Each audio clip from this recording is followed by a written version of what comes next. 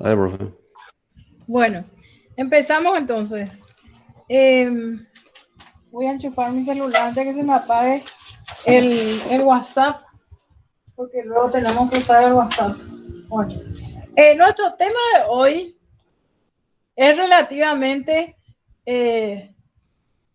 muy sencillo en comparación a lo que hemos estado viendo, ¿verdad? Que también era sencillo, solo que había que leer varias veces para interpretar realmente al 100% lo que uno leía, ¿verdad? Pero bueno, entonces vamos a empezar hoy con el ciclo vital familiar.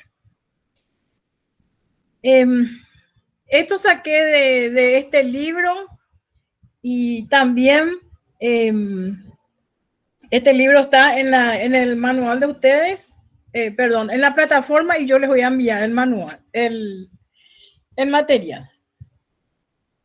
Bueno, vamos a hablar un poco de la familia. Ustedes saben, vamos a hacer una lectura comprensiva, chicos, ¿sí? Porque hoy tenemos que terminar esta unidad. Es muy fácil, entonces vamos a hacer una lectura comprensiva rápida. Ya mucho se ha hablado de la familia, ¿verdad? Y bueno, aquí vamos a hablar un poco de cómo se utiliza el ciclo vital familiar en la terapia sistémica. Entonces, vamos a hacer, repito, una lectura comprensiva rápida. Y ahora, si ustedes tienen preguntas, pueden anotar y me gustaría que tengan sus apuntes para anotar y luego me hacen las preguntas correspondientes o no sé si, creo que este sistema no tiene para levantar la mano, ¿verdad? Pero bueno, pueden pararme también si es realmente ustedes consideran que necesitan saber, conocer, entender el material para seguir con la lectura. Bueno, entonces dice, introducción, la familia y su evolución. Repito, el tema de hoy es el ciclo vital familiar. Entonces, en las últimas décadas del siglo XX, lo cotidiano, lo privado y los grupos sociales antes carentes de protagonismo han ido adquiriendo un papel relevante en la sociedad. En este contexto, la familia, al igual que la pareja, es objeto de remodelación y reflexión, no solo de las disciplinas psicológicas o sociales, sino también de los partidos. Ello da lugar a numerosos puntos de vista que van a influir en la evolución del concepto del ciclo vital familiar. Las familias adoptan diferentes formas a lo largo del tiempo que definimos como etapas. El ciclo familiar que en adelante llamaremos CVF se concibe como la sucesión de etapas por las que atraviesa la familia. Simplemente eso es un ciclo familiar, ¿verdad? Es la sucesión de etapas por las que atraviesa una familia y la verdad que ahora está cambiando también mucho ese concepto debido a que actualmente se presentan muchas formas de familia, la familia tradicional. Partiendo de estas definiciones, vamos a analizar la evolución de los modelos de familia, de los más clásicos a los más actuales, que incluyen variables más universales, no consideradas en los modelos previos, tales como la importancia de lo individual en el contexto de la familia, las nuevas competencias de las mujeres y su cambio de rol en la sociedad, la migración con sus diferentes culturas y diferencias culturales y religiosas, las diferentes orientaciones sexuales, etc. Entonces, esos son los cambios que han también se han inviscuido para que la familia también cambie su estructura. Y bueno, vamos a ver cómo, ¿verdad? Luego, como esta es una parte introductoria, habla de que la familia es la institución más antigua y resistente a los cambios sociales, políticos, culturales y económicos. Se trata de un sistema complejo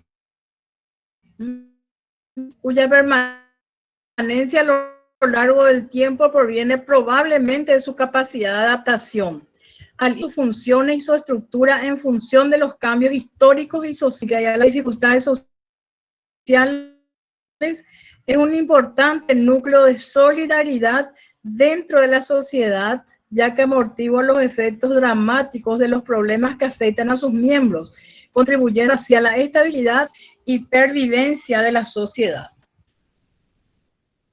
Pervivencia viene de supervivencia, ¿eh?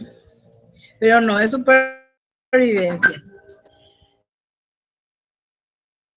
Es la manera de proteger su continuidad. Porque como les digo, hay diversos factores que influyeron para que esta familia actual se diferencie de la familia clásica, ¿sí?, de la antigüedad. Entonces la familia vemos que ha sido definida de diferentes maneras y desde distintas perspectivas, atendiendo a criterios como la consanguinidad, la relación legal de convivencia o los lazos emocionales. Hay casi unanimidad en considerar a la familia como el primer sistema social, en la que se dan cabida todas las características propias de los sistemas. Minuchin, que es uno de los representantes de la terapia sistémica, la define como un grupo social natural que enfrenta una serie de tareas de desarrollo que difieren de acuerdo con los parámetros de las diferencias culturales, pero que poseen raíces universales. Además de las definiciones más generales, existen tantos tipos de familia como personas que las definen a su propio modo, ¿verdad? Tal como se refleja en las siguientes frases extraídas de narraciones de algunos de nuestros pacientes. Y acá van algunos ejemplos, ¿verdad? Una mujer de 23 años dice: mis padres fallecieron en un accidente de tráfico cuando yo tenía 17 años. Mi hermano era un drogadicto, mi única familia era mi vecina. O sea que aquí nos habla de un lazo de consanguinidad. Pareja de 39 años, ella, y 42 él, sin hijos, que en una entrevista de pareja se dicen entre sí. Ella: mi familia no eres tú, no estamos ni casados. Mi familia son mis padres y mis hermanos. Él: pues para mí tú eres mi familia. Varón de 45 años, mis padres se fueron a Australia, yo tenía 3 años, les veía un mes cada 2 años. Nunca quisieron llevarme con ellos. Me quedé con mis abuelos. Ellos han sido mis padres, mi familia. Yo he sentido más la muerte de mi abuelo que la de mi madre. Aquí vemos los diferentes conceptos de familia que tiene cada uno, según su experiencia, ¿verdad? Varón de 19 años. Mi familia han sido mis colegas del internado. Yo no he conocido otra familia. Mujer de 59 años. Mi familia es mi perro, no tengo a nadie más. Yo actualmente conozco muchos de estos casos. Mujer de 22 años. Mi madre es mi familia. Mi padre se largó y no he vuelto a saber nada de él. Mujer de 30 años. Mi padre se fue de casa cuando yo era pequeña. No lo volví a ver hasta los 20. Estaba enfermo y nos lo llevamos a casa. Cuidamos todos de él, mis hermanos, yo y hasta mi madre. Parecíamos una auténtica familia. Bueno, empezamos entonces con el tema que nos compete hoy, que es el ciclo vital familiar. El ciclo vital familiar es la sucesión de etapas, como hemos visto, por las que atraviesa la familia, ¿verdad? Etapas que tienen mucha complejidad debido a la influencia de las características psicológicas de sus miembros y también de las variables culturales, sociales y económicas del entorno. Se distinguen periodos de equilibrio y adaptación en este ciclo familiar, pero también periodos de desequilibrio y de cambio. Pasar de una etapa a otra exige una transformación del sistema familiar. Cada etapa nueva representa una posible amenaza para el orden familiar, generándose un conflicto entre mantener el estatus anterior, lo que hablábamos de la homeostasis, ¿verdad? Es decir, entre mantener el equilibrio anterior o transformarse y adaptarse a las nuevas demandas. Porque cada etapa de la familia no se puede mantener la homeostasis o el equilibrio anterior, ¿verdad? Solamente que hay que transformarse y adaptarse a las nuevas demandas que sufre ese sistema familiar. El concepto de CBF ayuda a entender la evolución secuencial de las familias y las crisis transicionales por las que atraviesan en función del crecimiento y desarrollo de sus miembros. Pero el ciclo vital familiar ha permitido además reintroducir en la terapia sistémica una dimensión histórica, incluyendo el análisis de la historia familiar a lo largo de las generaciones. Esto nos ayuda a detectar los guiones elaborados desde la historia y experiencia de generaciones anteriores que prescriben ciertos modos de relación y orientan a las familias a las horas de abrirse camino a través de las diferentes etapas del ciclo vital familiar. Acotando a este párrafo, quisiera decirles que ustedes habrán oído hablar mucho en esta época de las constelaciones familiares. Las constelaciones familiares son una técnica de la terapia familiar sistémica y justamente esta técnica incluye el análisis de la historia familiar a lo largo de las generaciones, ¿verdad? Se ve un poco toda la historia familiar, como esa historia familiar, pero de generaciones anteriores, ¿verdad? No solamente de los padres del paciente ni los abuelos, sino de generaciones más anteriores. Entonces se estudia esa. Yo no conozco muy bien esta técnica, pero sí sé que hace referencia al estudio de las generaciones del paciente y también es una técnica que se utiliza en la terapia familiar sistémica. Y es una de las técnicas recientes, porque ustedes recuerdan que nosotros habíamos visto que al terapeuta sistémico no le importa lo que pasó en la familia, sino que le importa el aquí y el ahora, ¿verdad? Pero también hemos visto que la terapia sistémica es una de las terapias más versátiles que existe en la actualidad porque constantemente está cambiando de manera de confrontar, ¿verdad? La problemática que afronta esta terapia. Entonces, en esta terapia sí importa lo que pasó, no solamente en la familia, sino en las generaciones de familias anteriores, ¿verdad? Bueno, al adoptar esta perspectiva,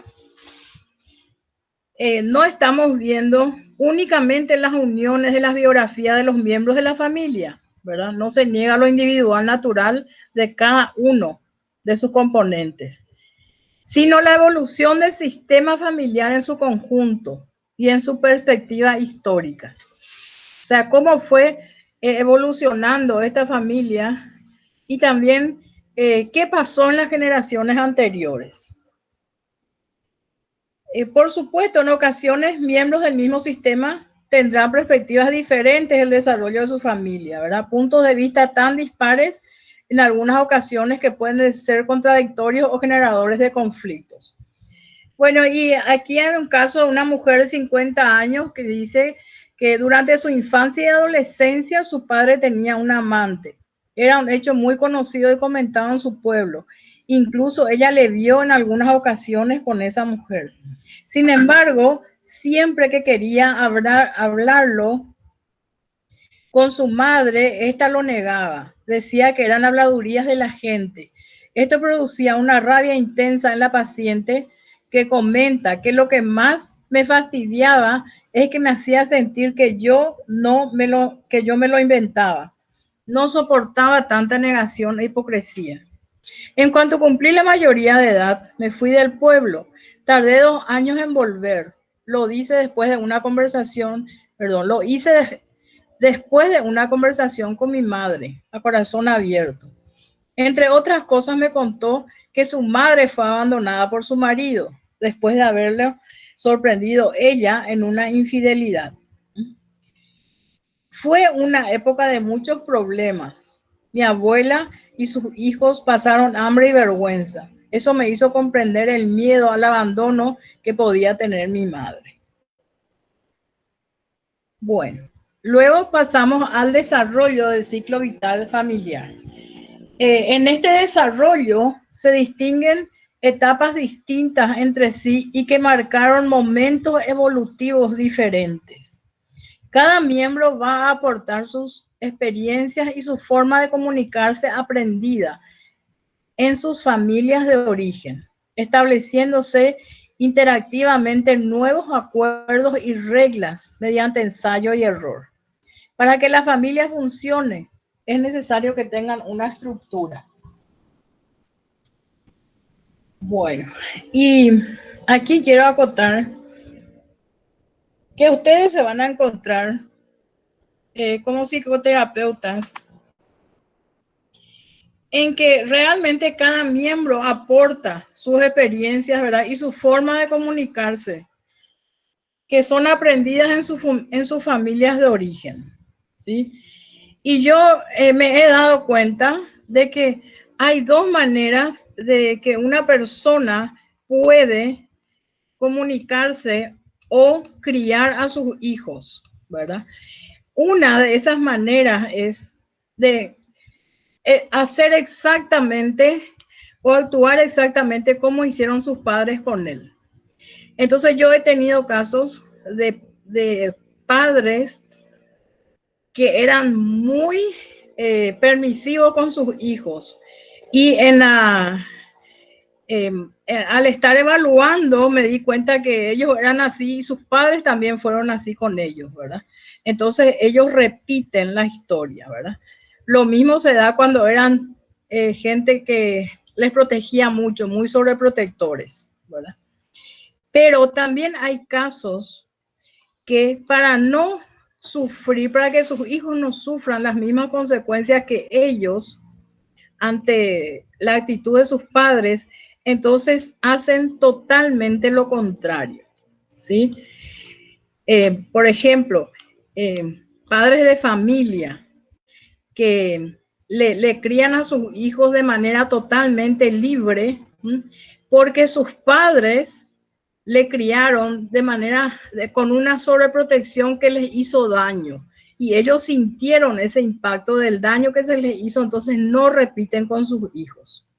Entonces siempre hay dos maneras concretas de reaccionar en la crianza de nuestros hijos, ¿verdad? O repetir la de nuestros padres o hacer totalmente lo contrario en base a que nos damos cuenta de que nos causó algún tipo de daño.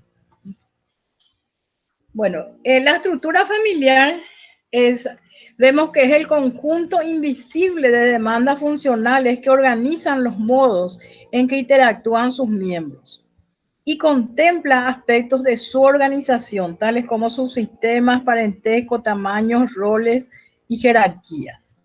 Entonces, esa es la estructura familiar. Ejemplo, en la familia con hijos, ¿verdad? Una estructura familiar con hijos, la autoridad debe estar bien delimitada y ejercida por el sistema parental. Con el paso del tiempo se realizará con la corresponsabilidad de todos sus miembros y a medida que los hijos se van haciendo adultos se irá haciendo más simétrica. Este término ya conocemos, ¿verdad? Simetría quiere decir una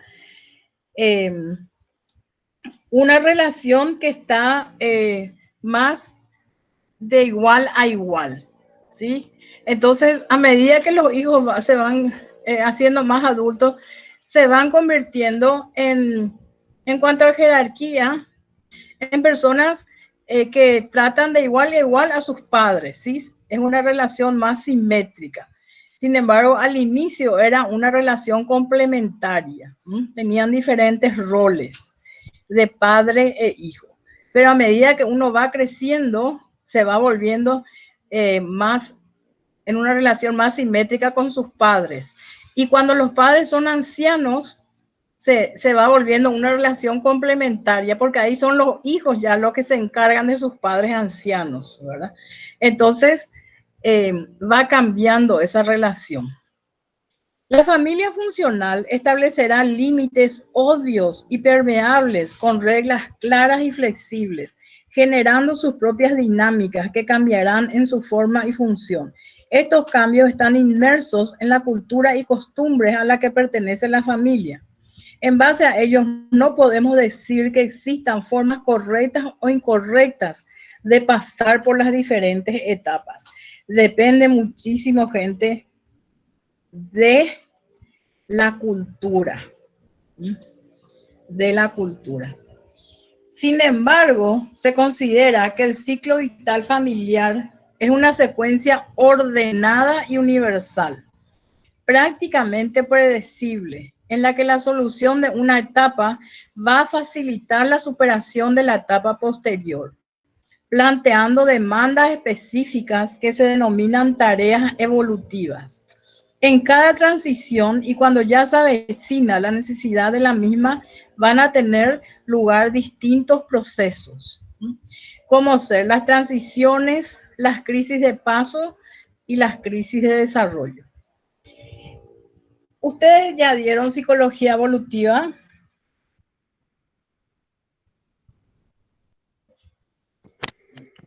Creo que desarrollo humano se llama ahora, si no me equivoco. Ah, sí, sí, desarrollo humano se llama. Ya vimos eso.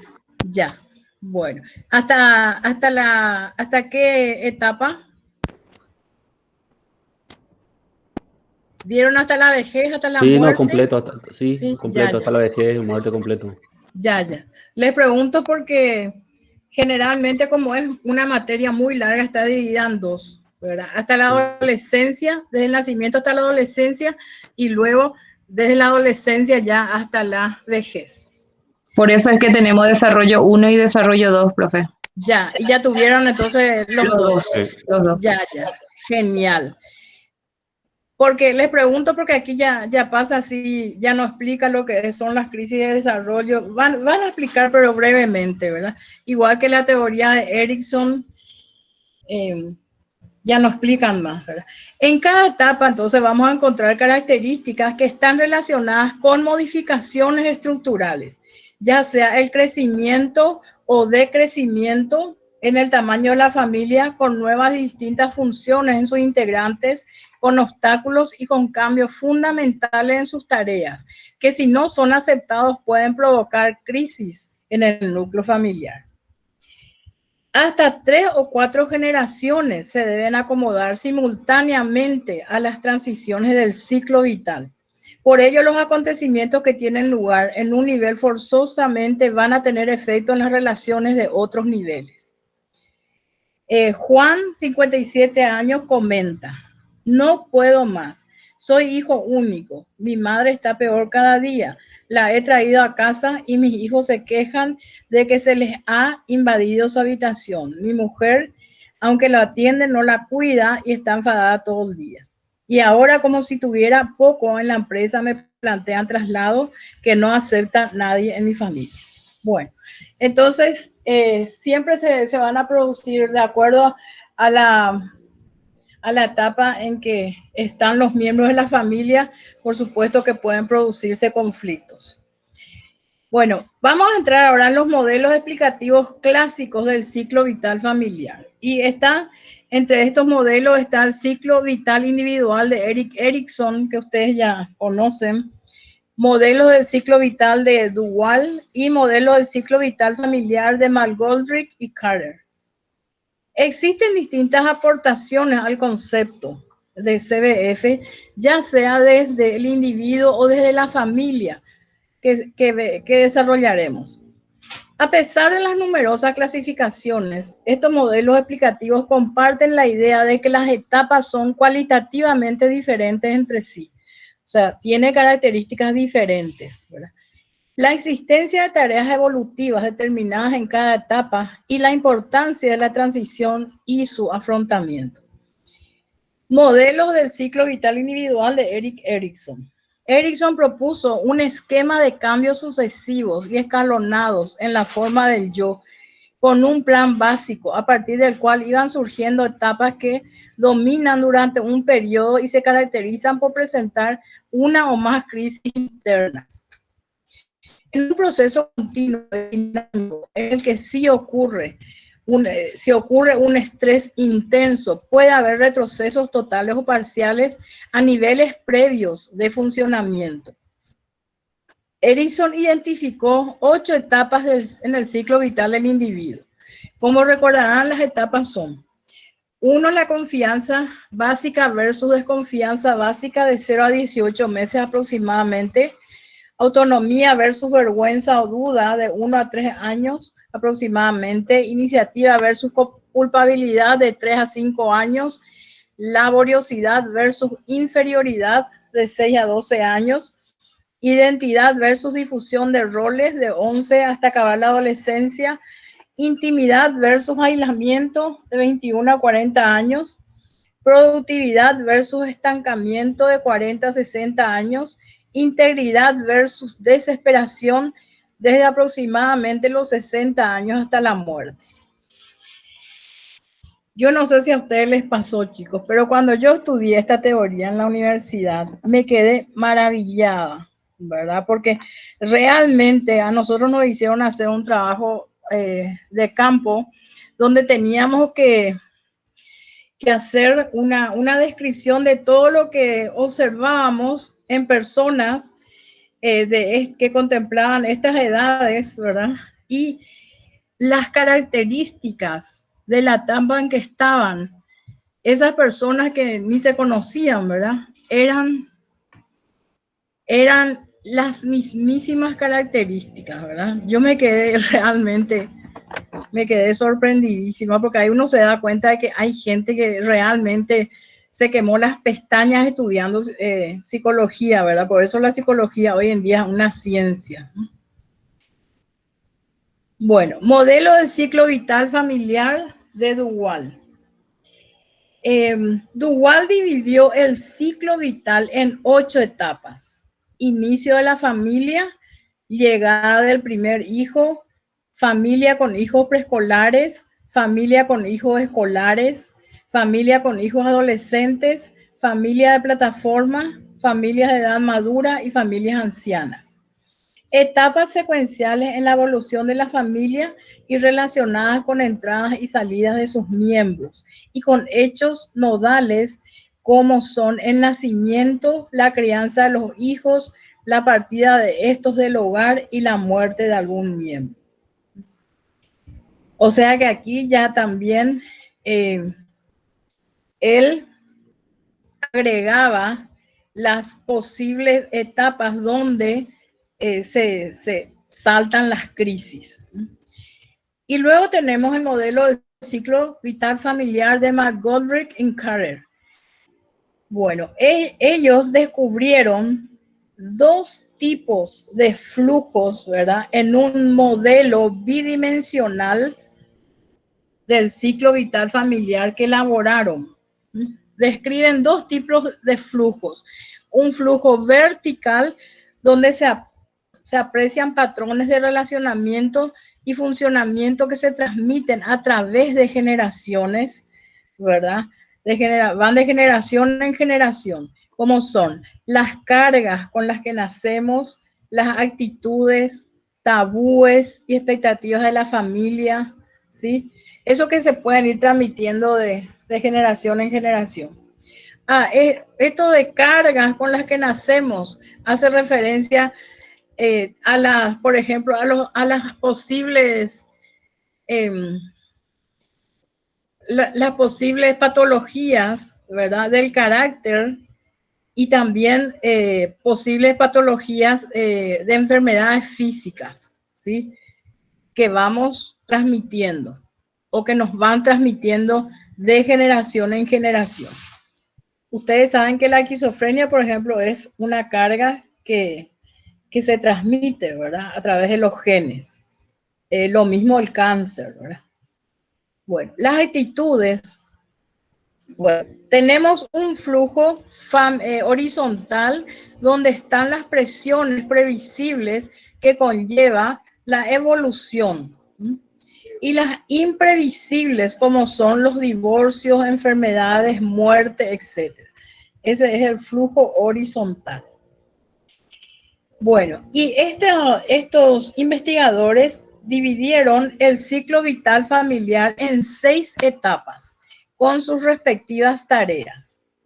Esto es lo que más se estudia dentro de la sistémica, pero por supuesto que si uno en algún momento va a utilizar terapia en el quehacer psicológico, por supuesto que va a tener que leer otra vez a Erik Erikson y a otros representantes. Bueno, yo por ejemplo cuando fui en varias oportunidades a presentar mi informe en defensa de chicas abusadas sexualmente a tribunales y mi informe se presentó como prueba, entonces tuve que leer, ¿verdad? Tuve que leer otra vez mucho de psicología evolutiva, ¿verdad? De cuáles podían ser las expresiones, las características de ese niño que era víctima, ¿verdad? Y realmente, porque uno se va olvidando de lo que da en la universidad, ¿verdad? Entonces, es cuestión de ir otra vez desempolvando la lectura. Bueno, entonces tenemos, chicos, primero, el adulto joven independiente, ¿sí? Entonces, vimos que estos autores dividieron el ciclo familiar en 6 etapas con sus respectivas tareas. La primera etapa, el adulto joven independiente. Desde que el joven piensa en emanciparse hasta que deja la casa familiar. En esta etapa los padres deben aceptar la separación de sus hijos y los hijos deben vincularse emocionalmente de sus padres, ¿verdad? Desarrollando relaciones íntimas con otros. La segunda es la formación de la pareja. La pareja recién formada crea un nuevo sistema familiar que aún estando ligados a las familias de origen es independiente. Cada miembro de la pareja ha de negociar aspectos cotidianos de la convivencia y de las relaciones con sus respectivas familias. Famoso, ¿verdad? Que cuando uno recién se casa, tienen que negociar dónde van a pasar el año nuevo, dónde van a pasar la Navidad, ¿verdad? Entonces, siempre se está negociando. ¿Por qué? Porque ya hay varias familias ahí que están relacionadas. Es una época de encuentro y de intensas negociaciones y adaptaciones entre los dos miembros que proyectan compartir la vida. Cada cónyuge aportará todo aquello que ha aprendido, vivido y experimentado en su propia familia de origen. A menudo se desea que uno asuma las formas que son familiares al otro, así como las actitudes con las que se desenvuelve con mayor comodidad. A veces que es difícil asumir, ¿verdad? Y justamente eso también es causa de separación, ¿verdad? A veces que es difícil asumir la costumbre de los otros, ¿verdad? Bueno, y es también medio difícil de darse cuenta ya en el noviazgo, ¿verdad? No sé que uno ya conviva con la persona, por supuesto, ¿verdad? Pero es muy difícil darse cuenta mientras uno no convive con esa persona. Bueno, esta familia extensa, formada por la conjunción de ambas familias, con sus formas particulares de involucrarse, va a crear una red muy compleja que influirá en las tareas de la pareja. En esta red interactuarán de manera permanente 3 modelos: los de origen, los creados como algo propio que los define como pareja, distinta a los que les rodean, porque la pareja también empieza a comportarse, tener comportamientos que ellos mismos forman, ¿verdad? Y van formando con su familia y les van a transmitir a sus hijos. Y los deseados, no siempre alcanzables, ¿verdad? Pero influyentes en la dinámica de progreso y crecimiento de la pareja. Por ejemplo, hay parejas que uno de ellos, por ejemplo, quieren ser más ordenados, ¿verdad? Y bueno, a veces alcanzan ese objetivo y otras no. Pero por lo menos tienen como alcanzable, ¿verdad? Como deseados. Bueno, y se presenta un caso, José, que es un varón de 28 años, casado desde hace un año, que acude a consulta por presentar ansiedad que relaciona con su permanencia en el paro desde hace 6 meses. Durante la primera entrevista verbaliza que tiene varias dificultades, entre ellas las más relevantes es negociar ciertos límites con la familia de su mujer. Esperen que estoy poniendo más grande la letra. Refiere que necesita irse a la cama a las 10 de la noche por si al día siguiente le llaman para realizar una entrevista de trabajo. En su mundo laboral las entrevistas son de un día para otro. Debo asistir fresco y descansado, pero los padres de mi pareja tienen la costumbre de llamar cuando quieren. Famoso esos problemas, ¿verdad? Y suelen llamar a las 11 de la noche. Eso me sobresalta y ya duermo intranquilo. Le he dicho varias veces a ella que les diga que no llamen más tarde de las 9:30, pero no es capaz de decirse. Yo he hablado con mis padres y ya lo respetan, pero que ella no lo haga nos está generando dificultades. En la medida en que los contenidos de estos 3 modelos se adaptan a las preferencias del otro cónyuge, algunas conductas van a ser reforzadas y otras descartadas. De ese modo podemos decir que se constituye un nuevo sistema familiar. Solamente que esa constitución es lenta, ¿verdad?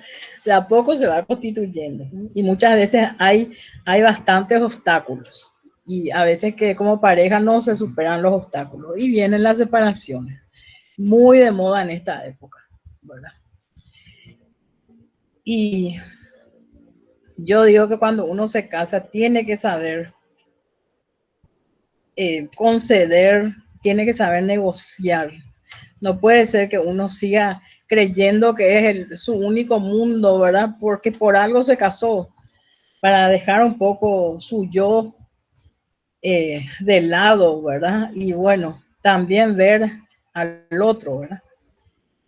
Y bueno, a veces que el matrimonio es una lotería, chicos. Realmente es una lotería. Bueno, la evolución de la pareja no se detiene nunca. La meta es la madurez, entendida como un continuo proceso dinámico de avance, donde la existencia de vínculos maduros es un requisito para garantizar la estabilidad de la pareja. Claro, las parejas tienen que estar maduras, ¿verdad? O si no, no van a avanzar nunca. Y porque nosotros lo que arrastramos son problemas de antes de casarnos, ¿verdad? Muchas parejas, por eso, cuando asisten a terapia, que yo considero que todas las parejas en algún momento necesitan ir por lo menos a una orientación, ¿verdad? Porque todas las parejas se encuentran con problemas, ¿verdad? Y más hoy en día.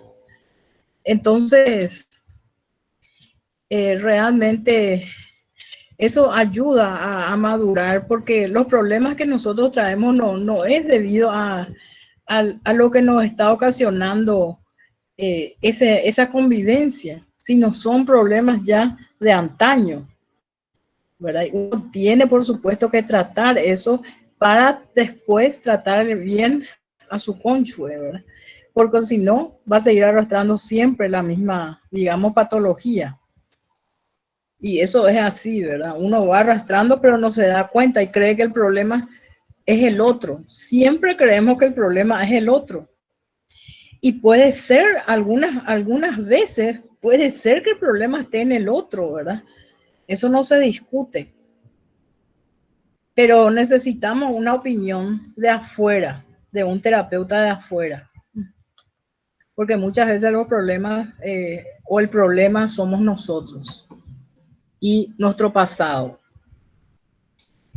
Los vínculos deben forjarse en torno a los 3 elementos que Stenberg señala como integrantes del triángulo de amor, que son compromiso, intimidad y pasión.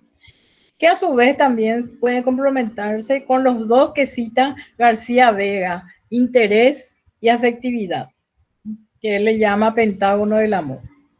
Entonces los vínculos pueden forjarse en torno a estos 5 elementos, ¿verdad?, muy importantes, que son compromiso, intimidad, pasión, interés y afectividad.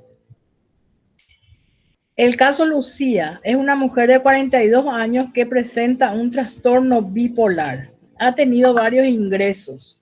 Comenta que desde el primero, que fue un mes antes de casarse, la familia de su marido hizo lo posible para que no se casaran, pero estábamos muy enamorados. Hablamos sobre ellos, nos informamos sobre mi enfermedad y sí, esta podía afectar a nuestros futuros hijos. Él me ha acompañado en todo mi proceso. Tenemos 2 hijos de 10 y 8 años. Como pareja seguimos funcionando bien, seguimos enamorados. Incluso su familia colabora. Si yo estoy descompensada o necesito ingresar. En este grupo apreciamos que el pentágono del amor que existe entre Lucía y su marido estaba presente desde los inicios de la formación de la pareja y que persiste pese a las dificultades debido a su enfermedad, ¿verdad? O sea que había mucho interés y afectividad dentro de la pareja ya antes de casarse. Por eso es que ellos lograron sobreponerse a todas estas cosas que les ha sucedido, ¿verdad? La enfermedad de ella no es poca cosa. Y después el rechazo que ella recibía de los padres de él o de la familia de él, ¿verdad? Entonces todo eso fue superado. El primer embarazo merece mención especial, ya que es un suceso de vital importancia en la relación de la pareja. Este acontecimiento produce considerables alteraciones en los roles, en especial para la mujer en lo que a profesión y maternidad respecta. Generalmente estos factores encierran menos relevancia en embarazos posteriores. Esta situación moviliza a la pareja hacia la siguiente etapa del ciclo vital familiar. Por supuesto que el primer embarazo es realmente muy importante. Todos los embarazos son importantes, pero el primero le marca a uno, ¿sí? Tanto al hombre como a la mujer. ¿Por qué? Porque es el primero. Después con los demás uno ya está bastante fogueado, ¿verdad? Bueno. Luego tenemos la tercera etapa vital, que es familia con hijos pequeños. El nacimiento del primer hijo transforma el subsistema conyugal en el subsistema parental. Ya no son cónyuges, ya no son pareja, ya son padres. Los cónyuges afrontan la tarea de aceptar e incluir un nuevo miembro en el sistema familiar y de incorporar nuevas funciones relacionadas con la crianza. Es este el momento en que el hombre debe asumir su paternidad, ya que el compromiso de la mujer comenzó durante el embarazo. La mujer se siente madre desde que se enteró que está embarazada, ¿sí? El hombre, después de ver a la criatura ahí, realmente se siente un padre. Otra tarea importante de la pareja es mantener al niño fuera de las coaliciones intergeneracionales, ya que es frecuente que los conflictos no resueltos entre la pareja se desplacen a la crianza del niño. La entrada de un hijo en la relación de la pareja puede tener un efecto muy significativo en el nivel de intimidad físico y emocional. En estos casos, la satisfacción de pareja disminuye después del nacimiento del primer hijo. Disponen de menos tiempo para estar solos. Las demandas físicas del nuevo miembro requieren mucha atención. Por ello, la asunción de nuevos roles parentales es fundamental. En relación con las familias de origen, habrá que modificar las relaciones preexistentes para incorporar los roles de abuelos, tíos, etc., renegociando contactos y fronteras y estableciendo progresivamente de qué manera los miembros de las respectivas familias de origen van a intervenir en el proceso de crianza y sin interferir con los padres. Muchas veces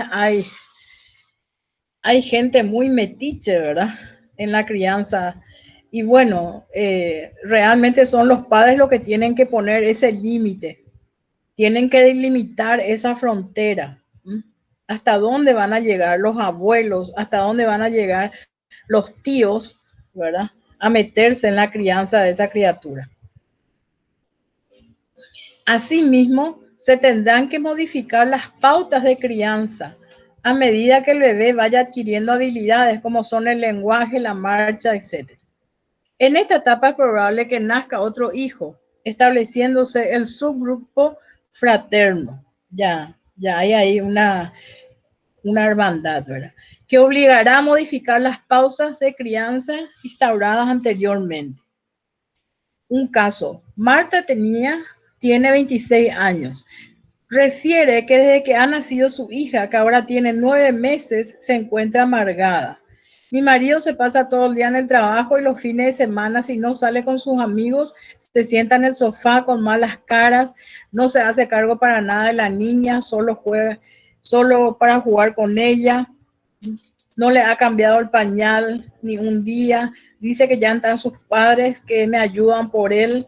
No comprende que aunque me ayudan, le necesito a él. Me ha decepcionado, es un inmaduro. Yo no quiero un padre así para mi hija.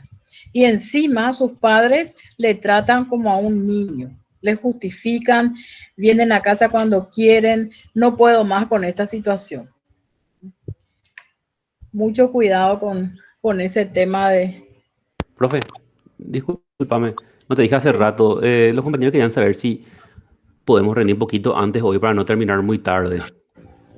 No, depende, papito, porque hoy yo tengo que terminar con esto. Ustedes se dan cuenta que es re fácil, además son cosas que ustedes ya vieron Sí, en evolutiva, en psicología social seguramente, ¿sí? sí, profe, sí, profe. Cuando terminemos esto, Ujú. yo les voy a dar un video, pero no voy a pasar justamente el video por eso, ¿sí? Dale, profe. Sino que les Perfecto. voy a dar nomás el video para que vean en su tiempo libre. Espectacular. Otra cosa, profe, Sí. para que tengas presente, no podemos marcar asistencia porque las 3 siguientes fechas están mal. Hoy figura con fecha 16 y no nos permite marcar asistencia. Bueno, voy a hablar con Carlos, ¿sí? Ok, profe. Después vos me mandás, vos sos Cintia. Sí, profe. Después me podés mandar la gente que está ausente hoy, por favor, ¿sí? Ok. Bueno, familias con hijos adolescentes. Vamos por el cuarto. El periodo de la adolescencia suele ser turbulento para los adolescentes y para el resto de la familia, apareciendo conflictos entre padres e hijos e incluso entre la pareja. En el momento de comprender la importancia y el papel que cobra en la vida del adolescente, el grupo de iguales, ya que es un sistema con sus reglas, pautas y valores propios. Por lo tanto, habrá que resolver las demandas que van a surgir por parte del adolescente, como son el cuestionamiento de la autoridad de los adultos, la necesidad de ejercer su propia autoridad, la toma de decisiones de forma independiente, etc. En el momento de aceptar su autonomía, pero manejando adecuadamente sus límites, con posibilidad de renegociar progresivamente, permitiendo que los adolescentes tengan su propio espacio para experimentar y equivocarse, y facilitando que puedan recurrir a sus padres si lo necesitan. El éxito en el paso por esta etapa de crisis requiere una gran flexibilidad en las transacciones emocionales que permitan la progresiva independencia de los hijos. No debemos olvidar que en esta etapa los padres a su vez están pasando por las crisis de la edad mediana. Incertidumbre de no ser ya joven, evaluación del todo realizado hasta el momento. Por lo que será necesario reacomodar la relación conyugal y parental, preservando un espacio de intimidad conyugal frente a las exigencias de lo parental. Finalmente, hay que considerar la generación precedente, abuelos, ya que en esta etapa de su propio desarrollo individual empiezan a ser frecuentes los problemas de salud, las situaciones de incapacidad, las depresiones, etc. Caso Belén, una mujer de 46 años. Se define como hipocondríaca y muy preocupada por todo lo que pasa a su alrededor. Aunque no tenga nada que ver conmigo, sufro. Tiene un hijo de 19 años y una hija de 12. Vivo con mucho miedo. Creo que les va a pasar algo.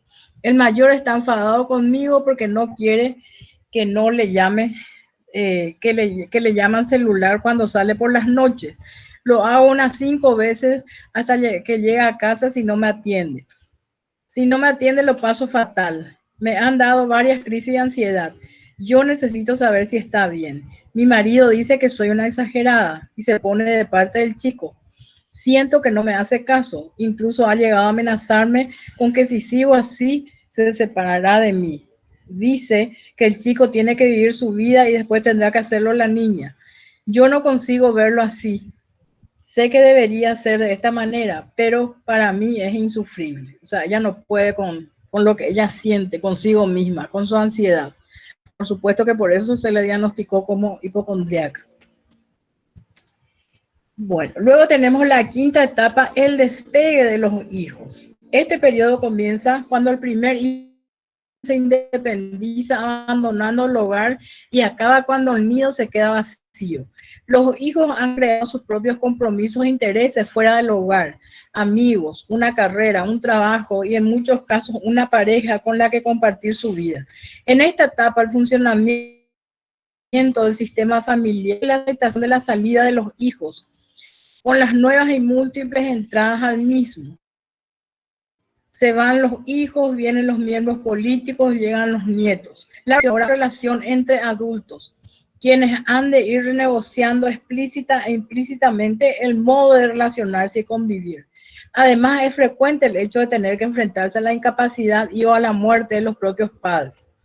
Dependiendo de lo adecuado que haya sido el desarrollo de la familia, los hijos estarán preparados para emanciparse y los padres volverán a centrarse en su relación de pareja. La partida de los hijos puede generar un sentimiento de soledad y de vacío en los padres, y especialmente en la madre, cuando ella ha sido la principal cuidadora, pues se siente jubilada de su función materna. Es el momento de generar un reencuentro entre los cónyuges para afrontar la etapa del nido vacío. En su sistema conyugal tendrá que enfrentarse nuevamente a un desarrollo individual y de pareja. Felipe es un varón casado, padre de un hijo de 24 años. Siempre ha trabajado de noche. Su mujer tenía horario de tarde. Al volver del trabajo llevaba a su hijo al colegio y luego se acostaba. Comían los dos juntos y pasaba toda la tarde con él ayudándole en las tareas. Considera que se ha encargado él más de su hijo que su mujer. El hijo se ha marchado de casa con su pareja hace 3 meses y Felipe comenta que desde entonces tiene una sensación real de vértigo, como un mareo continuo. Yo creía que mi mujer lo iba a pasar mal porque quería que se casara y no lo ha hecho, pero la veo tan contenta, sale con sus amigas, está encantada con su nuera y a mí todo me da vueltas. Como los padres tienen diferentes reacciones ante el mismo hecho de que los hijos se vayan. La familia en la vejez. En este periodo la pareja se enfrenta a nuevos desafíos como la jubilación, su reencuentro, la enfermedad y la proximidad de la muerte. Debe afrontar cambios no solo en lo individual, sino también a nivel familiar. El relevo generacional es inminente, por lo que es necesario traspasar el rol directivo a los hijos y explorar nuevas opciones de roles familiares y sociales. Las parejas que han ido creciendo a lo largo de su ciclo vital, tanto de forma individual como familiar, experimentarán en este momento un sentimiento de libertad y un reforzamiento de su relación conyugal. Uno de los participantes de esta fase es el hecho de ser abuelos. La relación abuelos-nietos tiene una connotación especial, ya que no se ve complicada por las responsabilidades, obligaciones y conflictos inherentes a la relación padre-hijos. El contacto es más libre y placentero con los nietos que el que existía con los propios hijos. Llama la atención cómo en esta última etapa las referencias a la muerte en los distintos modelos del CDF son sumamente discretas. Nadie quiere hablar de la muerte, ¿verdad? Como si fuera que eso no existe. En este momento de intenso estrés, La pérdida de la pareja expone al superviviente a una gran soledad y a un nuevo rol.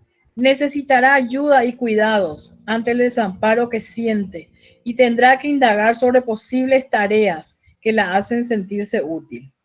La familia, a su vez, se tiene que enfrentar a una nueva difícil situación: cuidar o delegar los cuidados de los padres enfermos o ancianos. En este momento también hay que enfrentarse a la elaboración del duelo. Caso Manuel es un varón de 68 años, viudo, desde hace 1 año y medio. Estuvo casado 46 años con su mujer.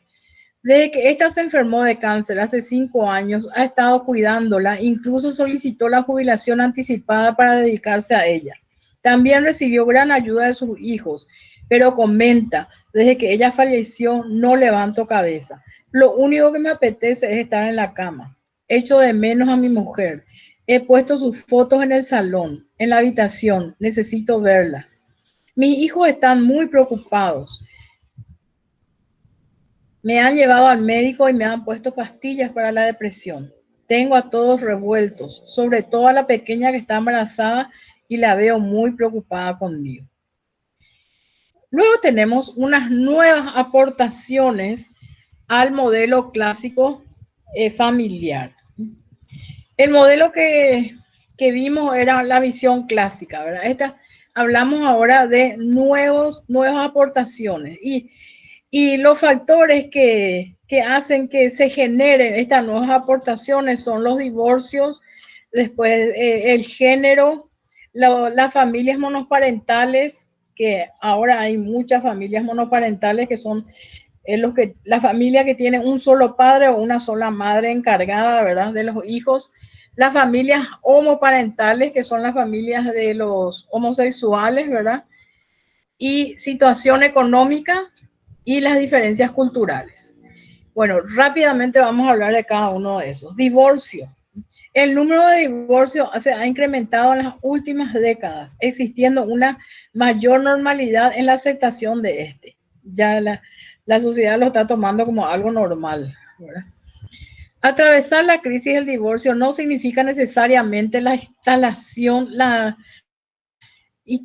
de una patología en el sistema familiar o en alguno de sus miembros.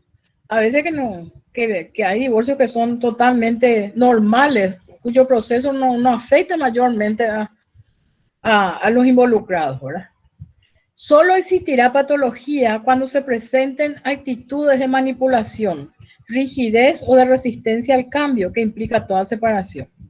Al igual que en la resolución de otras crisis, puede ser una oportunidad para crecer.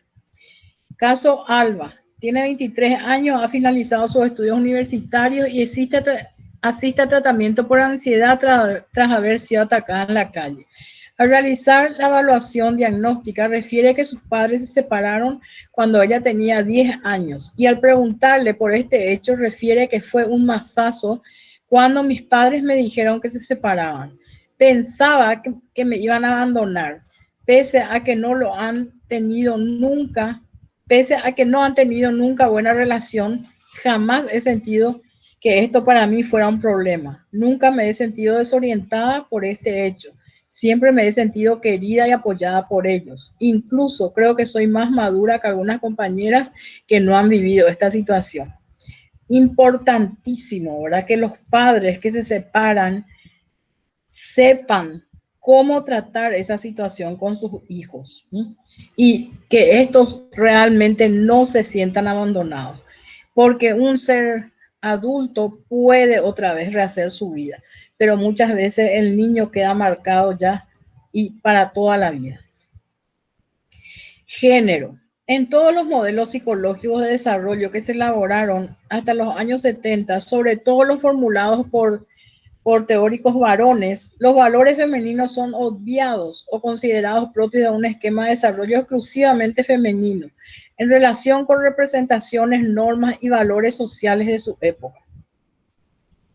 Algunos autores en la época de los 80, mujeres autoras, introdujeron una perspectiva de género al estudio del CBF, visualizando cómo las mujeres han vivido de manera muy diferente a los hombres el ciclo de vida familiar.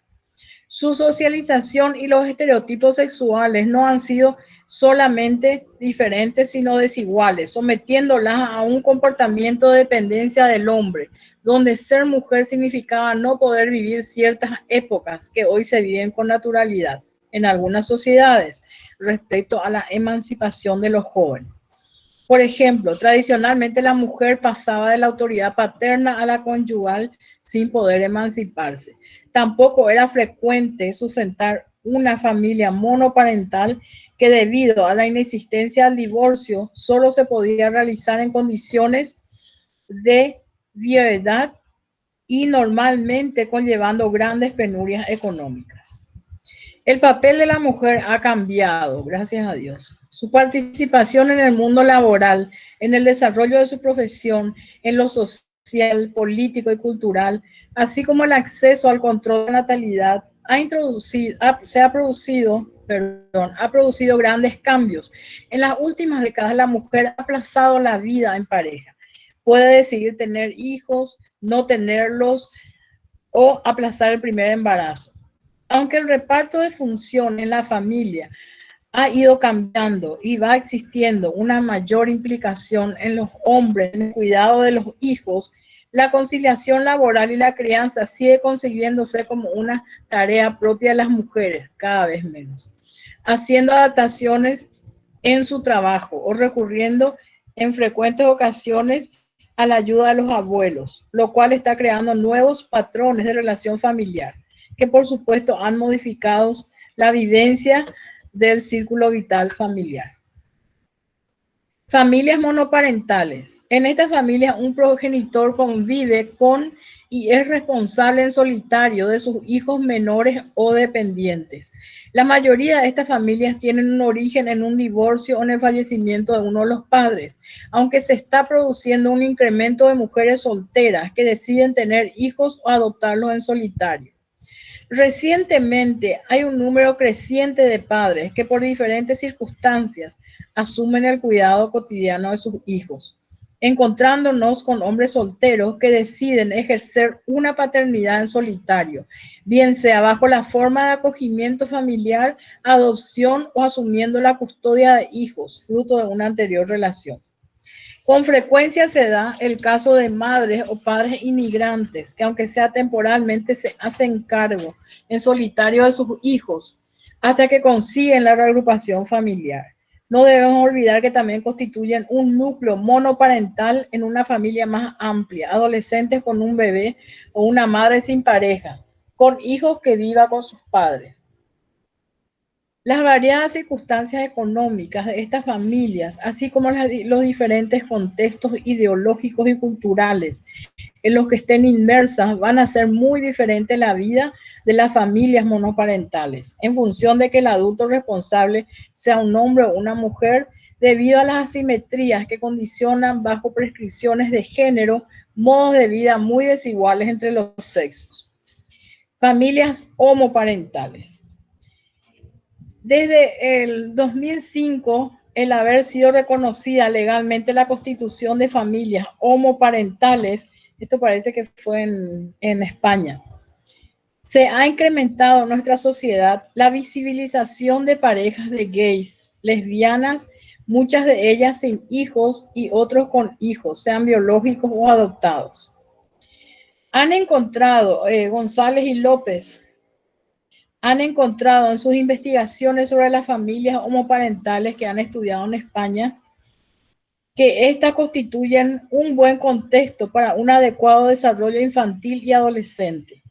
Estos estudios han develado que el desarrollo psicológico de estos niños está discurriendo por cauces sanos y armónicos, no difiriendo sustancialmente de sus compañeros que conviven con padres heterosexuales, aunque se necesitan más estudios a nivel mundial al respecto. Me llamó mucho la atención al leer esto ahora. Es la primera vez que leo este manual, pero bueno, ojalá que sea así, ¿verdad? Porque hay muchas familias homoparentales que deciden tener hijos. Situación económica. La coyuntura económica de las sociedades y la situación particular de cada familia pueden generar diferencias dentro del ciclo vital familiar. Esto podemos apreciarlo a constatar cómo actualmente se ha prolongado el tiempo de escolaridad, formación profesional y la realización de estudios superiores complementarios de los jóvenes, aumentando el periodo de la adolescencia. Esta coyuntura también implica dificultades de los jóvenes para incorporarse al mundo laboral y cuando lo hacen es en condiciones de contratación inestable y con bajos ingresos, lo cual está postergando sus proyectos de vida y de futuro, dilatando el tiempo de permanencia en el hogar y generando dificultades y demoras para la emancipación y para formar una nueva familia. Esto también a mí me llamó muchísimo la atención porque yo pensaba que esta era una situación que solamente ocurría en nuestro país, ¿verdad? Que a la gente joven le cuesta encontrar trabajo y que si tiene un primer trabajo está muy mal remunerado y había sido que la situación es mundial. Con esta coyuntura económica también nos estamos encontrando con más casos en los que la familia nuclear vuelve a convivir con los abuelos. También pensaba que era solamente en nuestro país. Bien, porque los ingresos de estos son escasos y no pueden mantenerse solos, o bien porque los abuelos suponen una ayuda a la economía familiar, probablemente debilitada por la permanencia en el paro de uno o varios de sus miembros. Asimismo, en los últimos años, la esperanza de vida se ha incrementado considerablemente. Existe un aumento progresivo de personas mayores y nos encontramos con la existencia de un envejecimiento activo, es decir, mayores que participan en aspectos de la vida familiar y comunitaria. Y por otro lado, un envejecimiento patológico y el consecuente aumento de la situación de dependencia. Como consecuencia de la suma de la situación económica y del incremento en la esperanza de vida, encontramos familias en las que existen hijos jóvenes sin poder abandonar el hogar, conviviendo con sus padres y al mismo tiempo con algún abuelo que posiblemente sufra alguna enfermedad crónica. Esto se da sobre todo en Latinoamérica, ¿verdad? Porque generalmente en los países, en otros países se le lleva al anciano a un hogar de ancianos, ¿verdad? Que realmente son muy buenos los hogares de ancianos, tanto en Europa como en otros países del primer mundo. Diferencias culturales. Los modelos teóricos supuestamente normativos se han elaborado teniendo como referencia a familias blancas, heterosexuales y de clase media. Pero hoy las configuraciones familiares y las distintas etapas del ciclo vital familiar son también producto de la influencia de las distintas etnias, culturas y religiones con los que nuestra sociedad ha interactuado en las últimas décadas y que han contribuido a aportar nuevos elementos al CBF. Podemos afirmar, pues, que el modelo del CBF tradicional está perdiendo su capacidad para representar en toda su complejidad las fases por las que se transitan los estilos de vida y los diversos tipos de familia. Caso Magalí, una mujer peruana de 48 años. En el momento en que asiste a consulta, conviven en el mismo hogar. Su madre de 66 años, enferma sin recursos económicos y que se ha traído a España hace 2 años. Y su hija de 31 años con su marido y sus 2 hijos de 9 y 7 años. Tras haberse quedado la pareja en paro y sin recursos económicos, han sido acogidos hace 8 meses por la paciente. Ella comenta, traer a mi mamá me ha ayudado a superar la muerte de mi marido. Está enferma, pero me ayuda y nos damos paseitos juntas. He estado tantos años sin ellas que la estoy disfrutando ahora de ancianita. Al venir mi hija, ya tenemos que estar pendientes de su marido. Mis nietos son una bendición, pero hay que estar enfadándose si ven mucha televisión, si no quieren hacer sus tareas. El mayor que no quiere ir a la escuela. Acabo cansada y triste muchos días. Las dificultades económicas han hecho que esta familia se reagrupara en torno a la paciente. Es a la que mantiene el hogar en este momento. Podemos apreciar que se han supuesto distintas etapas distintas etapas del ciclo vital en los últimos años, alternando el equilibrio que estaba intentando conseguir tras quedar viuda. Hay culturas en las cuales la familia tiene una mayor continuidad, en la que la adolescencia se prolonga, y otras en las que prácticamente no existe. Realmente, chicos, hay culturas en las que la adolescencia no existe, ¿verdad? Hay una cultura donde Margaret Mead, la gran antropóloga, había hecho unos estudios, que era una cultura creo que era del África, ¿verdad? Y bueno, ahí la adolescencia no existe, ahí, porque la adolescencia viene de la palabra adolecer. Adolecer es sufrir de algo o estar carente de algo, ¿verdad?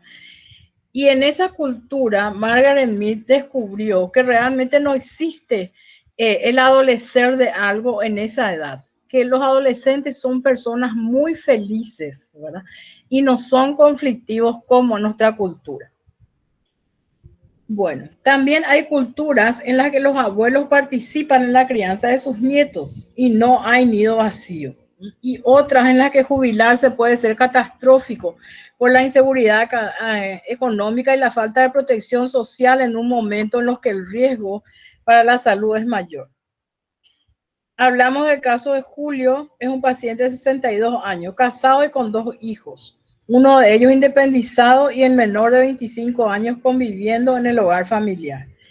Este es mal estudiante, ha cambiado varias veces de carrera universitaria sin finalizar ninguna. Julio, después de jubilarse, empieza a manifestar síntomas depresivos con ideas de ruina. En la sesión, al preguntarle por su relación con su hijo pequeño, manifiesta: lo veo incapaz de centrarse en su carrera. Siempre le ha ido mal en los estudios, pero es un chico feliz, tiene amigos, sale bastante, es muy bromista. Esbozando una sonrisa, dice de él que es un eterno adolescente. Ahora, mi preocupación no es él. Me preocupa que con mi pensión no estemos bien de dinero como antes. En este ejemplo apreciamos 2 situaciones coexistentes: la adolescencia prolongada del hijo y la jubilación paterna, que han generado inseguridad e ideas de ruina en el paciente. Bueno, el desarrollo familiar. Como vemos, las familias no tienen un curso lineal, ¿verdad? No empiezan ni terminan, sino que continúan en una espiral con el nacimiento de nuevos miembros y la muerte de otros. Esto nos lleva a una de las propiedades de los sistemas, que es la circularidad, que no hay comienzo ni fin. Y la familia es un sistema. Los eventos familiares son configuraciones repetitivas que se suceden a lo largo de la vida de la familia, incluso en sus sucesivas generaciones. Las etapas evolutivas vinculadas a su crecimiento contienen procesos tanto de continuidad como de cambio. Las transiciones normales entre etapas constituyen un momento privilegiado de cambio que por lo general flexibiliza la estructura familiar y genera nuevas posibilidades. También se pueden generar disfunciones transicionales que pueden conducir a conflictos más prolongados. Se ven las transiciones como periodos de incertidumbre y cambios que se dan entre otros periodos de mayor certeza y estabilidad. Estos 2 autores concretan más y consideran que para que se dé una transición es necesario que exista una reorganización tanto de la vida interna, es decir, de cómo los individuos entienden y sienten sus vidas y sienten el entorno, como del comportamiento exterior, reorganización de la vida de los individuos y de sus relaciones. Son cambios respecto a cómo el individuo se comprende a sí mismo y al mundo y cómo reorganiza los niveles de competencia, no solo personales y familiares, sino también adoptando roles en las relaciones con los demás. Los momentos de transición en la vida familiar producen tensiones que exigen cambios en la organización familiar para adaptarse a las necesidades cambiantes de sus miembros. Los límites se relajan o se hacen rígidos. Las reglas y los roles se confunden, se replantean jerarquías, se reviven conflictos irresueltos. Los conflictos no resueltos siempre vuelven.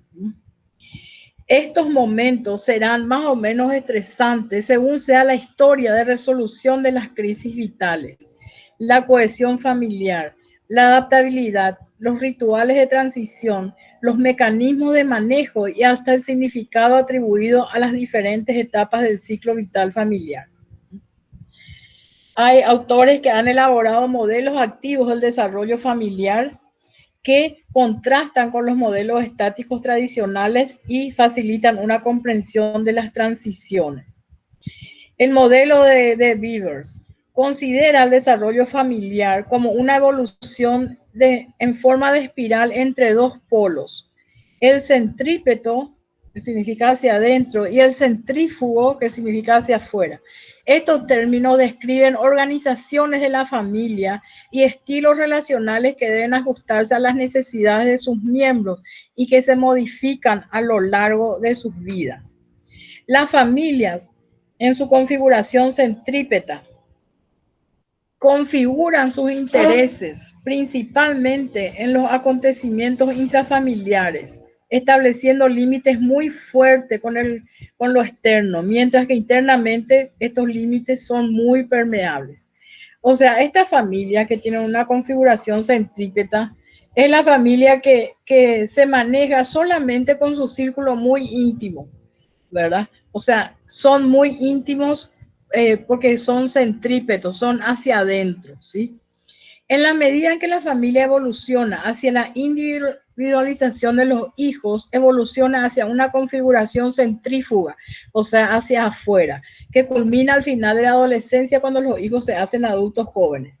O sea, cuando los hijos se van emancipando, entonces la familia va adquiriendo una configuración centrífuga, o sea, va yendo hacia afuera, va incorporando a su núcleo hacia a las personas que están más lejanas. A lo largo del tiempo, las fronteras familiares se modifican de manera regular y predecible. El nacimiento de un hijo puede activar la configuración centrípeta, o sea, hacia adentro de la familia. La familia extensa se reagrupa, ya que nacen, además de un niño, aparecen unos padres, unos abuelos, unos tíos, ¿verdad? Que son nuevos padres, nuevos abuelos, nuevos tíos. Estos cambios son profundos, pues implican nuevos roles, asumir una reorganización de la identidad. Esta configuración familiar es adaptativa y necesaria en las fases tempranas de la crianza de los hijos, lo mismo que en toda situación que amenace la vida de algún miembro y o integridad de la familia. El caso Víctor acaba de tener su primer hijo y desde que nació el niño se siente extraño, recibe críticas tanto de su madre como de su mujer respecto a la crianza del niño. Dicen que no sé calmarle, que le pongo más nervioso, mi mujer no quiere tener intimidad conmigo, nuestra relación ha cambiado tanto y la siento tan distante que siento una gran soledad dentro de todo el barullo que hay en mi casa, sus padres, los míos. Pienso que todo ha cambiado desde que nació el niño. Mi mujer me ha mandado al psicólogo, dice que no me entiende, que estoy celoso. Me siento culpable de estar ahí porque yo verdaderamente quiero a mi hijo. Eso sí o sí necesita tratamiento. En las familias con adultos jóvenes, la configuración es centrífuga, o sea, la familia siempre está más abierta. Los límites alrededor de la familia son más permeables, pero los límites entre sus miembros están más definidos y son más fuertes, por lo que se privilegia la individualización, autonomía, identidad personal e independencia. Se establecen relaciones íntimas y actividades fuera de la familia, aumentando con ello la distancia emocional y la autonomía entre sus miembros. El caso Pilar es una mujer de 53 años. Tiene una hija de 24 que ha ido a trabajar a Alemania y una hija de 20 que está en Italia.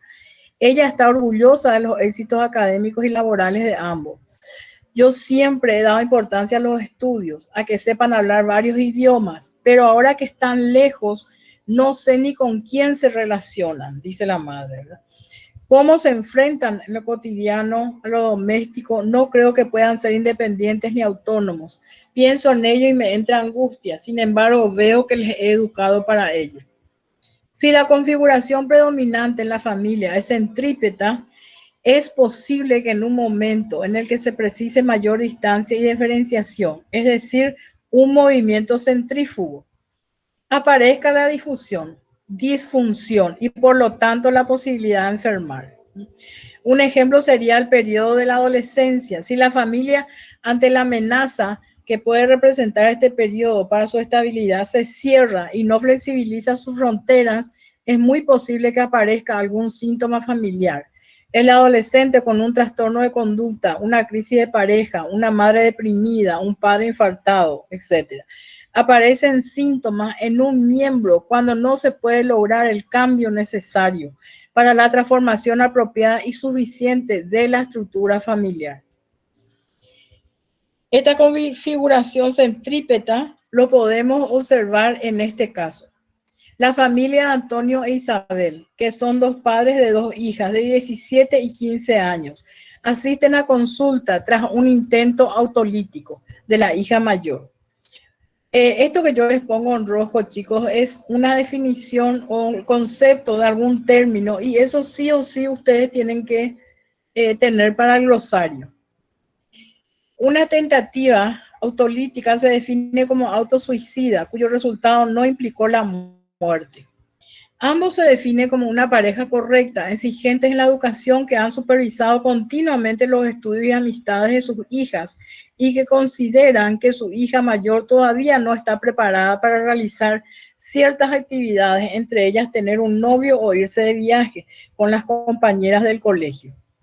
La hija mayor comenta: agradezco mucho todos sus desvelos, son muy buenos padres, pero necesito respirar, salir con mis amigos, tener la responsabilidad de mi vida sin que estén comentando continuamente si debo hacer esto o lo otro. Me hacen sentir culpable si me equivoco. Pasamos a las crisis familiares. Kaplan y colaboradores definieron la crisis familiar como cualquier experiencia que exige a sus miembros hacer cosas hasta entonces ajenas a su repertorio cómodo. Todos sabemos que las familias tienen sus repertorios, ¿verdad? Que son cómodos, sus rituales, sus costumbres. Comprobaron que las crisis, sea cual sea el estresor que las provoque, se parecen mucho entre sí y las presentaron como un periodo de transición que es tanto una oportunidad para el desarrollo de la personalidad como un peligro por la mayor vulnerabilidad al trastorno mental. Erickson constató que la transición entre etapas se realizaba en unos periodos de características especiales, a las que denominó crisis evolutivas. También definió las crisis accidentales, en las que bruscamente y por casualidades de la vida se rompe la provisión de aportes básicos y dejan de ser efectivos los procedimientos de afrontamiento utilizados ante entonces. Por ejemplo, si anteriormente se utilizaba la costumbre de cuando uno estaba enojado con otro, dejar de hablarle, bueno, ahora ya no da resultado eso. Los esquemas del desarrollo familiar presentados anteriormente describen los cambios producidos en la familia en circunstancias normales.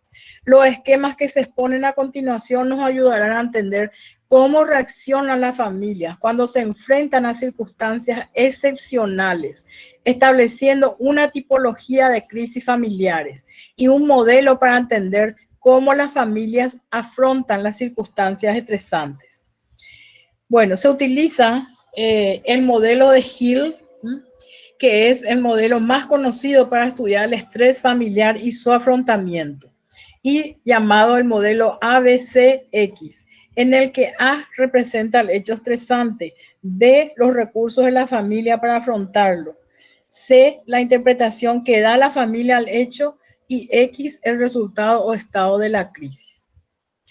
Entonces vemos el caso Federico, 54 años. A, que vimos que representa el hecho estresante. Su empresa ha quebrado recientemente. Refiere a una situación económica muy delicada porque tiene muchos créditos desconocidos por su familia, créditos que ha solicitado para realizar aportaciones a su empresa y también por algunas compras que realizó unos años atrás. Un pequeño barco, una casa en una isla y otro tipo de comodidades de las que está disfrutando en familia. Nunca les he contado cómo es nuestra situación financiera. Soy yo el que gestiona la economía. Federico presenta una ideación autolítica muy intensa. Siente que va a defraudar a su familia y no se atreve a decirles nada. Se convoca una entrevista familiar en la que Federico se atreve a exponerse delante de su mujer y de sus 3 hijos. Entonces ahí hicimos una descripción de A. Ahora vamos a hacer la descripción de B, que hace relación a recursos de la familia para afrontarlo. A lo largo de la entrevista, todos se muestran muy sorprendidos y afectados, pero sobre todo les afecta oír los sentimientos de Federico. Toda la familia responde al unísono y generan alternativas viables que tranquilizan y emocionan considerablemente a Federico. Vamos a describir C, interpretación que da la familia al hecho. Refieren sentirse culpables porque pues quizá ellos han llevado un ritmo de vida elevado sin preguntarse si era posible o no. Recriminan a su padre el no haber tenido confianza en ellos para comentarles las dificultades. X, resultados o estado de la crisis. Se realizó una segunda entrevista con Federico en la que verbalizó que se encontraba muchísimo mejor. Contar con su familia había sido un alivio. Además, todos gestionaron sus gestos e hicieron aportaciones sobre lo que era prescindible en la familia. Bueno, vamos a ver las tipologías de crisis familiares. Se padece una crisis cuando una tensión afecta a un sistema, provocando cambios que permiten la adaptación. Las crisis son como marcadores que separan los periodos de estabilidad y que ineludiblemente forman parte de la vida, trasladando al sujeto y a la familia a otro nivel de madurez. En cada estadio de desarrollo es inevitable una crisis de algún tipo.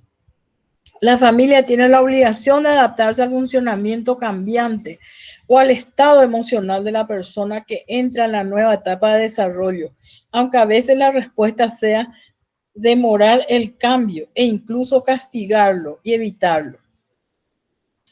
Pitman propuso la existencia de crisis específicas para cada transición y etapa y los concretó en 4 tipos generales, que son las crisis por golpe inesperado, crisis de desarrollo, crisis estructurales y crisis de desvalidamiento.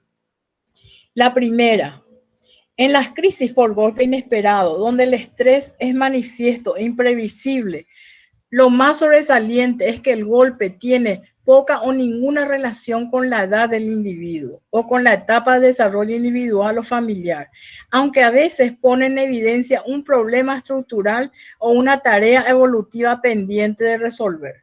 La atención de estas crisis surge claramente de fuerzas ajenas a la familia y se suele recibir ayuda solidaria e inmediata. La culpa es menor que en otros tipos de crisis y por ello probablemente las familias tienden a adaptarse bien, no requiriendo generalmente intervención profesional.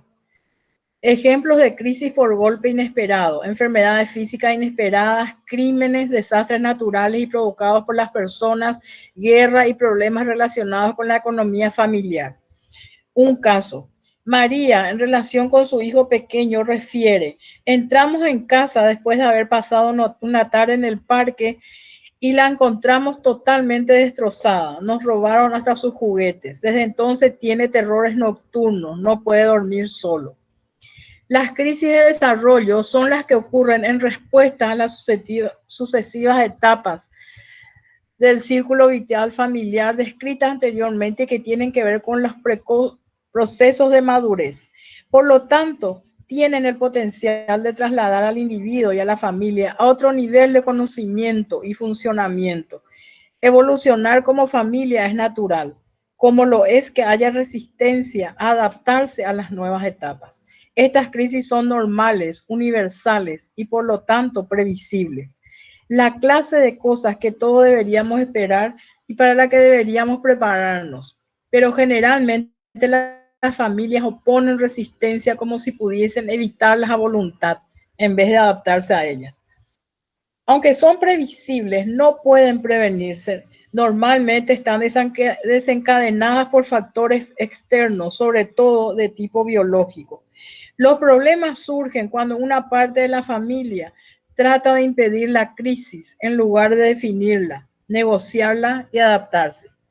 Este tipo de crisis son tratadas con frecuencia en nuestras consultas y lo más eficaz es comprender el momento de desarrollo familiar e intentar coordinar todas las fuerzas que operan en la familia.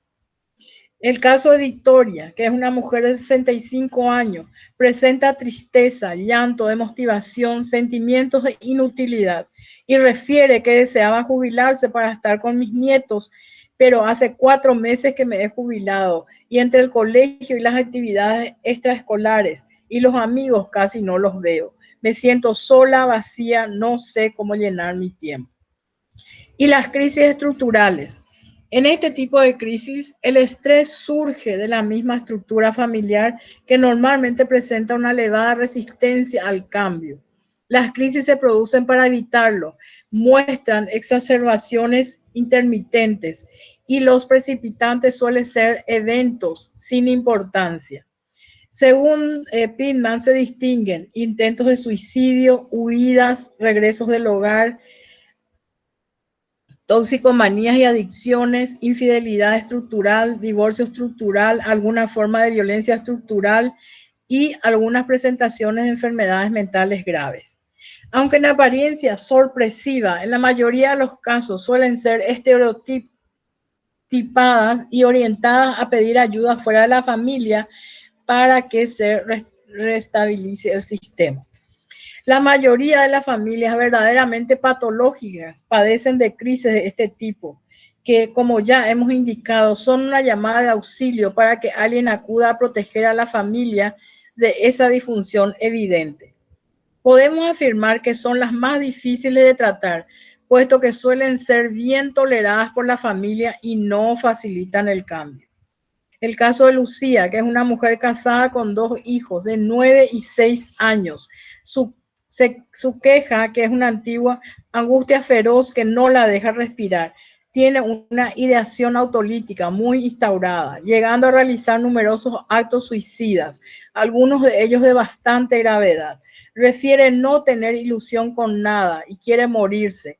Se queja de que nadie la entiende en este deseo tan suyo, ni su marido, que siempre la ha encontrado cuando ha realizado un gesto autolítico, ni los profesionales que no respetamos ni le indicamos dosis de fármacos o técnicas eficaces para consumar ese deseo suyo de muerte. Refiere, soy mala, sé que deberían importarme mis hijos, pero no me importa. Lo único que me importa es esta angustia que me amenaza y quiero morirme para descansar, dejarme morir de una vez. Su familia de origen y su marido no se atemorizan ante estas conductas y verbalizaciones y nos llaman a los profesionales sin expresar alarma. Tanto la paciente como sus familiares nos buscan, no para tratar la crisis, sino para que actuemos como agentes autorreguladores. Ese es su recurso para permanecer estables. Luego tenemos las crisis de desvalidamiento. Tiene lugar cuando en las familias con un miembro dependiente o un enfermo crónico se produce un agotamiento del sistema que suele coincidir con una transición del desarrollo. En esta crisis es frecuente que la familia influya positiva o negativamente en el tratamiento y la recuperación del miembro dependiente. Aquí la familia cumple una doble función: ayudar al paciente y facilitar el trabajo de los profesionales, ya que las crisis de desvalimiento involucran familias, instituciones y redes de apoyo. estas poco a poco se convierten en un sistema de relaciones permanentes, entrando así la familia en un proceso de interacción y adaptación a los programas de tratamiento y rehabilitación y a los profesionales implicados. El caso de Laura, de 35 años, es una paciente diagnosticada con trastorno de personalidad y está en contacto con nuestro servicio de salud mental desde hace 10 años. Ha sido atendida por varios profesionales, psiquiatras, psicóloga y trabajadora social, recibiendo distintos tipos de intervención psicofarmacológica, terapia individual, terapia de familia, terapia grupal para pacientes con trastorno de personalidad, y también tanto ella como su familia ha asistido a un grupo multifamiliar. A lo largo de este proceso ha sido ingresada varias veces en unidades de hospitalización breve y en mini residencias cuando ha necesitado estancias más prolongadas.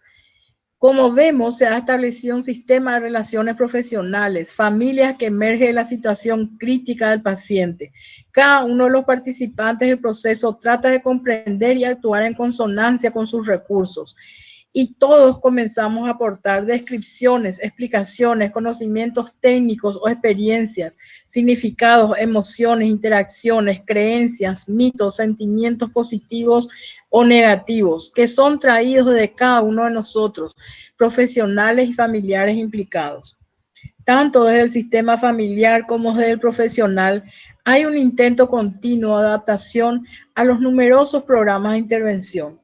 Aún sabiendo que la crisis reaparecerá en cuanto al sistema nuevamente vuelva a agotarse, el tratamiento debe expresar claramente el significado de los problemas, sin desdibujar el foco del significado construido por cada miembro de la familia y por los profesionales, ni la vivencia emocional del problema. A los familiares hay que prepararlos en espera de respuestas psicológicas contrarias por parte de la paciente, que pueden ir desde la inseguridad y ansiedad hasta el negativismo total, rechazando todo tipo de ayuda, o por el contrario, exigiendo atención exagerada.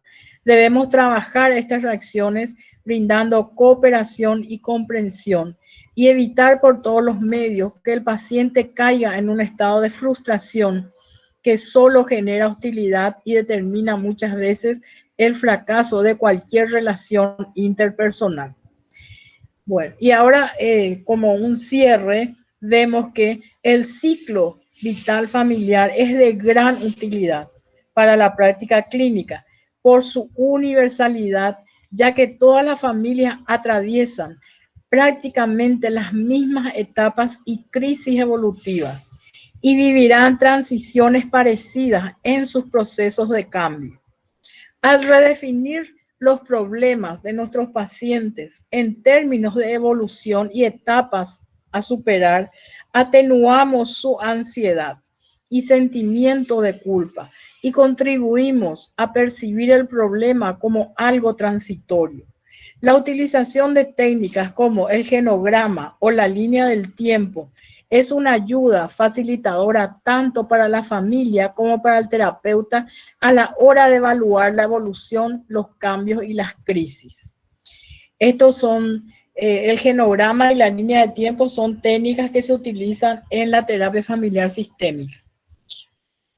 El CBF permite al terapeuta realizar hipótesis sobre la etapa de desarrollo en la que se encuentra la familia, explorar cómo se ha enfrentado a etapas y crisis anteriores, así como evaluar los niveles de estrés producidos por las transiciones previas.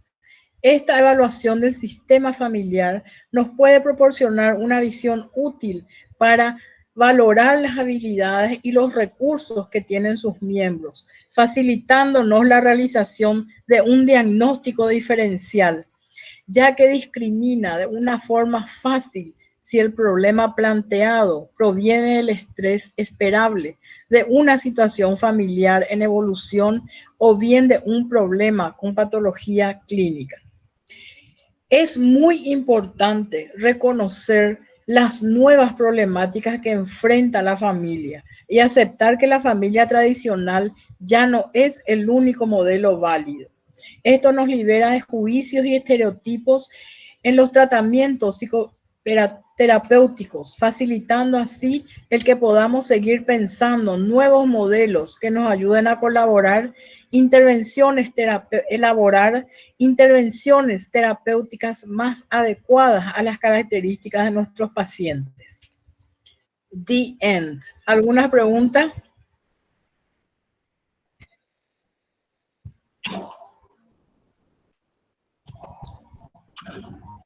Parece que ya no está nadie ahí, ¿verdad? Profe, queremos rendir ya. Bueno, pero tranquilícense, chicos, sí, porque esta clase fue normal y para gente que no tiene ese problema que ustedes tuvieron, entonces tienen que aceptar las consecuencias, ¿sí? A ustedes también les va a gustar que se dé una clase normal, ¿sí? Además que es cortito el examen, es el mismo examen y a las 10 ya van a terminar. Bueno, encima están lanzando bombas ahí. Bueno, ¿ya solucionaron su problema de asistencia? Quedó Juan Carlos en ver y colocarnos todo presente, profe. Ah, ya, qué suerte, De qué hecho, suerte. tenemos que ver con él porque todo el otro miércoles también está con fecha diferida y la siguiente clase también, por lo que no nos va a dar la opción de responder presente. Ya, ya. Bueno, entonces nos vemos. Tienen que entregar, chicos, en una hora, o sea, para las 20, ahora son casi las 21, 20 y 52. Entonces, para las 22 está estipulado, ¿sí? No se olviden de leer todas las instrucciones. Bueno, y yo mañana paso ya veo quiénes me entregaron su examen y paso la calificación. Profe, te enviamos a tu mail como siempre. Sí, al Gmail. ¿Está? Ok, ¿y vos Bueno, ahora nos vas a mandar el archivo o usamos el anterior nomás? bueno, ahora mismo yo les envío el archivo. Dale, profe. ¿Está? Dale, profe. Bueno, Perfecto. buenas noches. Buenas noches, profe. Buenas noches, profe. Buenas noches, profe. Gracias, profe. Aguardamos. Ya se fue la profe. Ya. ¿Ya se puede, verdad o no? Sí, se fue. La profe la que se fue. Cambio nos va a mandar otro examen.